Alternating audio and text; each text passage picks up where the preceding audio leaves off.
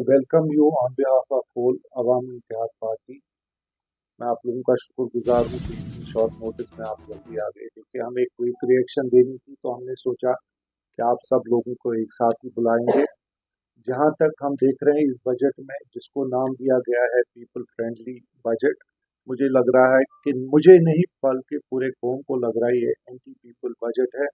और इसमें कहीं भी हमें कोई नज़र नहीं आ रहा है जो बिजनेस हम कहेंगे, इंडस्ट्रीज करेंगे, कमर्शियल्स की बात करेंगे। आप एक चीज बताइए, कुछ वेलफेयर मेजर्स इन्होंने लिए हैं, वो भी limited to certain part of the society, और हम उसमें कोई ये नहीं कहेंगे कि क्यों कर किया हो।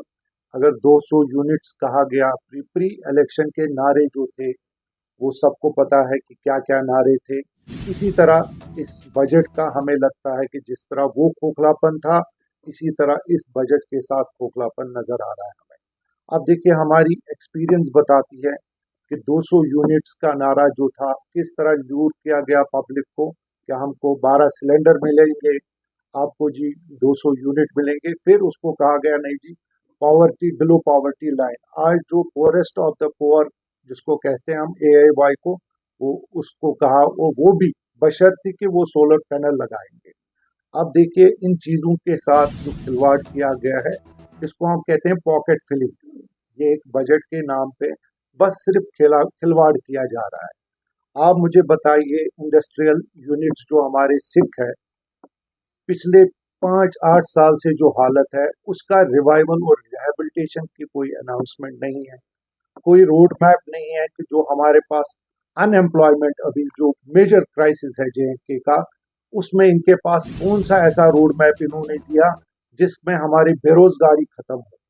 There is no road map जिस बेरोजगारी को।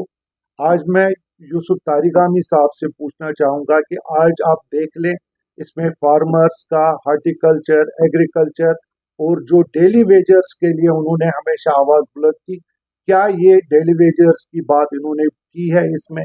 क्या उनकी रेगुलराइजेशन की बात की है? इतने सालों से वो पड़े हैं, इसमें कोई जिक्र भी नहीं है। इन चीजों का भी एक देख लीजिए, हम कितनी बातें कही आपसे। इन्होंने जो छोटे छोटे चीज किए वो आप लोगों के साथ हाईलाइट करके शेयर कर दिए। और मेजरली जो बड़ी चीज है, आप 10 रुपए मेरे ऊपर वाले पॉकेट से डालेंगे, 100 रुपए नीचे वाले पॉकेट से चले जाएंगे, क्योंकि छेद बड़ा कर दिया।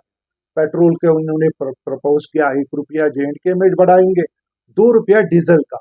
और एविएशन टर्बाइन फ्यूल जो है हमारा, उसका इन्होंने भी कहा कि रिवाइज करेंगे, हम टैक्स इंक्रीज करेंगे बाई 5%। हमने कितने एफर्ट से 2021 में कोशिश की कि ATF का ये जो सरचार्ज है, टैक्स लगता है, उसको कम करके हमने जो भी गवर्नमेंट थी तो उस वक्त हर लेवल पे, उस वक्त LG एडमिनिस्ट्रेशन थी, तो उन्होंने कहा जी 1% हम कम करेंगे, और हो सका तो उससे भी ज्यादा। आज के डेट में अब सबस्टांशियल इंक्रीज इन्होंने प्रपोज किया है, 5%।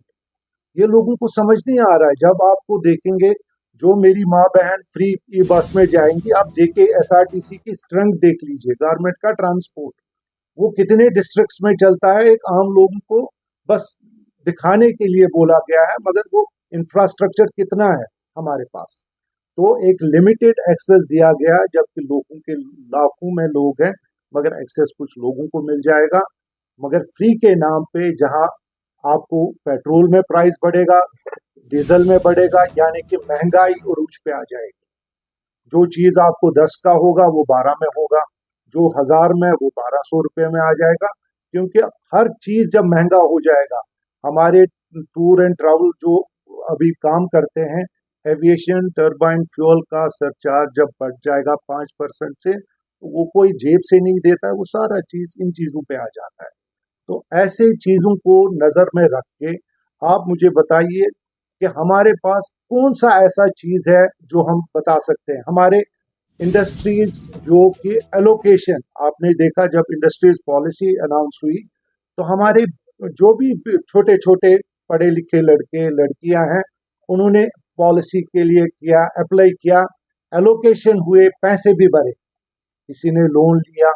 आज उनको अभी भी वो एलोकेशन और position of land industrial estates में नहीं मिल रहा है। उसके लिए अभी उन्होंने डेवलपमेंट की बात की है, मगर रोड मैप अगर हम देखेंगे, देखिए मिशन यूथ जो था, उस मिशन यूथ के लिए कितना मेहनत पीछे थी। वो मिशन यूथ आज मेरे ख्याल से आप इनको देखना है कि हमें कैसे बेरोजगार नौजवानों को टैप करना है, या तो नौकरियां जो जिसका कोई जिक्र नहीं है।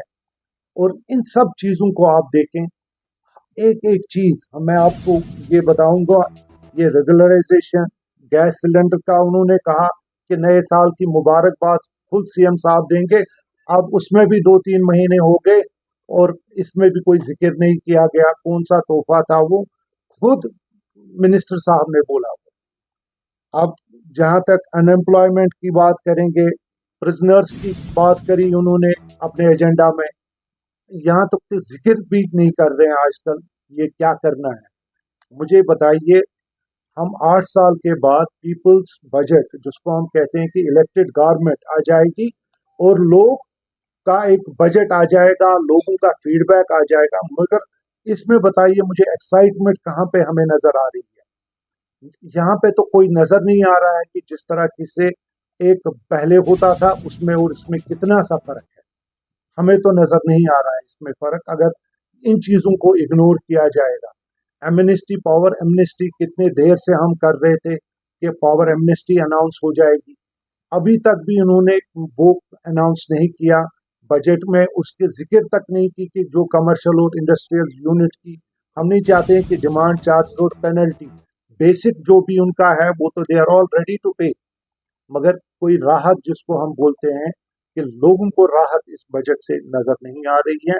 बल्कि अजाब आने वाला है जब 1 रुपया 2 रुपया पेट्रोल और डीजल का खर्चा बढ़ेगा। इन सब चीजों को लेके आप देखेंगे कि कितनी खस्ता हालत आगे देखने को मिलेगी हमें। और हम आप लोगों को बताना चाहते हैं कि ये जो बजट इन्होंने अनाउंस किया, मुझे लग रहा है कि इनके खर्चे पूरे करने के लिए लोगों को अब जेब से पैसा भरना होगा, और हम इस बात पे बैठेंगे नहीं। हम इसको करेक्ट करना चाहते हैं कि आप एविएशन फ्यूल पे सरचार्ज इनकम, ये जो रेट ऑफ इंटरेस्ट आप बढ़ा रहे हैं, टैक्स बढ़ाने की बात कर रहे हैं, आप 2 रुपया डीजल पे बढ़ा रहे हैं, ये सारा लोगों पे जाएगा। इसको वेहिमेंटली हम अपोज करेंगे हर जगह पे, और इसके लिए हम आवाज बुलंद करेंगे। आप देखिए इंजीनियर रशीद, जो वॉइस ऑफ कश्मीर जिसको कहता है, पूरा दुनिया उसको बोलता है कि अवाम के लिए बात करता है, आज हमें समझ आ रहा है कि कौन लोग उस वॉइस को बाहर नहीं आने देते। इसलिए क्योंकि हमारे पास जो भी आप देखें, रिसेंटली गवर्नमेंट ऑफ इंडिया ने हमारे कुछ भाइयों के, हमारे कुछ बहनों के, उन्होंने जी रिवोक कर दिए उनके। हम नहीं कहते हैं कि बहुत गलत हुआ, हम कहते हैं बहुत अच्छा हुआ। जो लोग डेवलपमेंट और प्रोग्रेस की बात कर सकते हैं, हम चाहते हैं कि इंजीनियर रशीद जल्द अज जल्द अपने लोगों में आ जाएं। वो एक इलेक्टेड मेंबर पार्लियामेंट है, ताकि ऐसे फोर्सेस के लिए वो मिलजुल के हम इन लोगों को बताएं कि लोगों की रियल खदमत